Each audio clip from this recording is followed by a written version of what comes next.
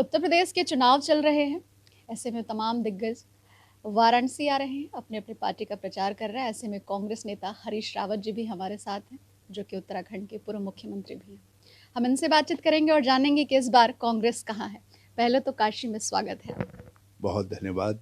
काशी की धरती को प्रणाम करते हुए मुझे अत्यधिक आनंद की अनुभूति हुई है और बाबा विश्वनाथ के द्वार पर जा कर के तो ऐसा लगा जैसे सब कुछ मिल गया हो। बाबा कांग्रेस कहाँ है इस समय? कांग्रेस लोगों के दिल और दिमाग दोनों में है और धरती पर है। हम 401 सीटों पर चुनाव लड़ रहे हैं और जीतने के लिए, सरकार बनाने के लिए लड़ रहे हैं। और वैसे 403 की 3 सीटों पर लड़ रहे हैं, 2 सीटों पर हम दूसरे का समर्थन कर रहे हैं और लोगों ने हमारे समर्थन को एक्नॉलेज किया है। तो इसका अर्थ है हम हैं यथार्थ में, और लोग ये समझ रहे हैं कि तीसरी शक्ति के रूप में जो कांग्रेस है, तो ये भोगी और योगियों के बीच में जो है, क्यों नहीं कर्मवीर कांग्रेस को लाया जाए। आप देखिए पिछले 2 साल के अंदर जहां विपक्ष बिल्कुल सो गया था, कहाँ थे अखिलेश बाबू, कहाँ है माया दीदी हमारी, जो है कहीं दिखाई दे रही थी। जनता के सवालों पर लड़े। जनता के सवालों पर लड़ा कौन?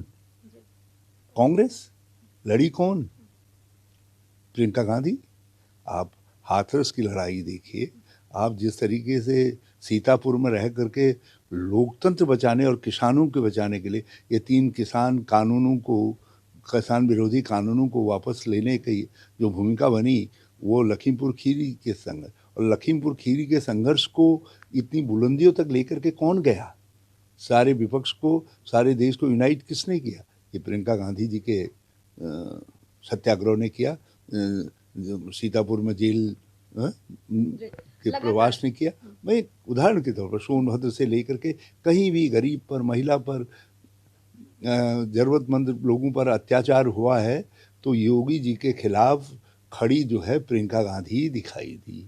लोगों पर, जनता के सवालों पर लड़ती हुई प्रियंका गांधी दिखाई दी। जैसे राष्ट्रीय स्तर पर मोदी सरकार की ज्यादतियों, उनके फेलियर्स के खिलाफ राहुल गांधी आवाज उठाते रहे, चाहे वो नोटबंदी का काला कृत्य हो, चाहे जीएसटी हो, चाहे अर्थव्यवस्था को चौपट करने का हो, चाहे कोरोना की मिसहैंडलिंग का हो। सारे मामलों पर जो है राहुल गांधी जी ने आवाज़ उठाई और सरकार की आंखों में आंखें डाल करके बात यदि कोई कर रहा है राष्ट्रीय स्तर पर कि तुम यहाँ गलत हो, वो केवल राहुल गांधी जी हैं। ये कितनी ही मजाक बनाने की कोशिश करे। चीन वाले मामले में अनंत गोत्वा देश के सामने आ गया ना कि ये लोग जो है चीन के मुकाबले में खड़े नहीं हैं, और चीन के कब्जे में आज भी हमारी ज़मीन का एक बहुत बड़ा हिस्सा जो हथियाया था वो अभी तक नहीं छोड़ा। अब तो सरकारी सूत्र कह रहे हैं कि उसको खाली कराने के लिए बातचीत कर रहे हैं। जो राहुल जी कह रहे थे, जिसके लिए कह रहे थे नहीं इनको तो देश प्यारा नहीं है, आज वो तथ्य सामने आ रहे हैं। सब चीज़ें जो है, तो राहुल जी राष्ट्रीय स्तर पर उत्तर प्रदेश के अंदर प्रियंका गांधी जी लड़ी हैं, और मैं समझता हूँ इस संघर्ष को उत्तर प्रदेश की जनता पुरस्कृत करेगी। और फिर एक बात और है, हम तो, उत्तर प्रदेश हमारा बड़ा भाई है। अभी कल ही तो अलग हुए हम। आप जी, हमारा दिल उत्तर प्रदेश के लिए धड़कता है। उत्तराखंड के अंदर लोकतांत्रिक शक्तियां आज सर उठा करके खड़ी हैं।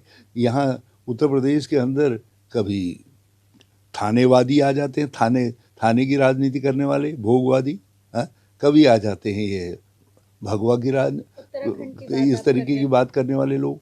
तो इनसे छुटकारा पाइए, विकास की बात करिए, और फिर उत्तर प्रदेश कब तक उधार के तिलक से काम चलाएगा? चाहे मोदी जी हों, है तो उधार के तिलक। अरे अपने बेटों, अपने बच्चों को आगे बढ़ाइए ना। नेहरू गांधी परिवार की ये 5वीं पीढ़ी है, आपकी सेवा के लिए समर्पित भाव से खड़ी है, तो अपनाइए, उनको मौका दीजिए, अवसर दीजिए। उत्तर प्रदेश की बात कर रहे हैं, आपने कहा राहुल प्रखरता के साथ खड़े हैं, प्रियंका गांधी लड़ रही है, लेकिन जो है अन्य राजनीतिक दल कह रहे हैं राहुल तो कहीं है ही नहीं लड़ाई। राहुल जी सादगी के प्रतीक हो सकते हैं।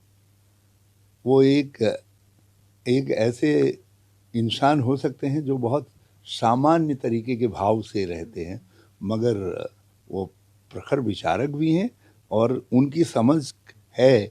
जिस समय सारे लोग नोटबंदी के गुण गा रहे थे, उस समय उन्होंने कहा था ये नोटबंदी डिजास्टर है, ये खुली लूट है। राहुल गांधी पहले राजनेता थे जिन्होंने चुनौती दी थी।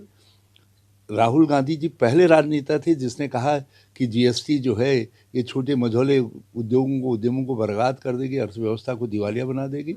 और उन्होंने कहा कि इसकी जो दरें हैं वो दरें जो है अनुतोगत्वा जनता के विरोध में जाएंगे। आज सब देख रहे हैं उसका परिणाम, ये महंगाई बढ़ाने में उसी का योगदान है।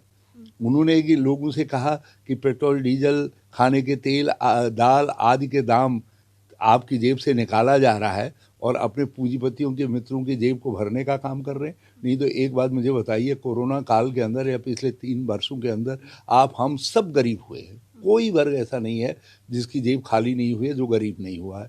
और अंबानी क्यों माला माल हो रहे हैं दिन प्रतिदिन, अडानी क्यों माला माल हो रहे हैं, सडानी क्यों माला माल हो रहे हैं? कौन लोग हैं ये जो जनता की कीमत पर, आम हिंदुस्तानी की कीमत पर माला माल हो रहे हैं? तो राहुल गांधी जी ने इस सवाल को बहुत पहले उठाया। कोरोना आ रहा है, सावधान हो। पहली बार जब कोरोना था भी नहीं, जब ये कहते थे कोरोना ये तो राहुल गांधी के दिमाग की उपज है, और अंत में जो है जब पहली लहर आई कोरोना की, सब ने देखा किस तरीके से हमारे लोग मरने के लिए छोड़ दिए गए। राहुल गांधी जी ने 21 फरवरी को जो है वार्न कर दिया था देश को, ये आ रही है। क्योंकि सेकेंड लहर के विषय में भी Rahul Gandhi was the first person in India जिसने वार्न किया कि दूसरी लहर आ रही है, चेतो, इसके लिए तैयारी करो। और ये सरकारों ने तैयारी नहीं की, मरने के लिए लोग जो है वैसे ही छोड़ दिए। बेड नहीं मिला लोगों को, ऑक्सीजन नहीं मिली, लोगों ने अपने करीबी लोग खोए। तो चीन के एग्रेशन के विषय में चीन के इरादे ठीक नहीं है, ये राहुल गांधी जी ने पहले बताया। अफगान पॉलिसी में आप अमेरिका के आगे सरेंडर कर रहे हो, अमेरिका आपको धोखा देने जा रहा है, ये राहुल गांधी जी ने सबसे पहले चेताने का काम किया। आज वास्तविकता ये है कि यदि सत्य को हो तो उसको ऐसे प्रचारित किया जा रहा है, पता नहीं ये कैसा राष्ट्रवाद हो गया है, ये राष्ट्रवाद के खिलाफ है या सेना के खिलाफ है, जबकि सेना तो भारतीय सेना है। कोई भारत के खिलाफ हो सकता है?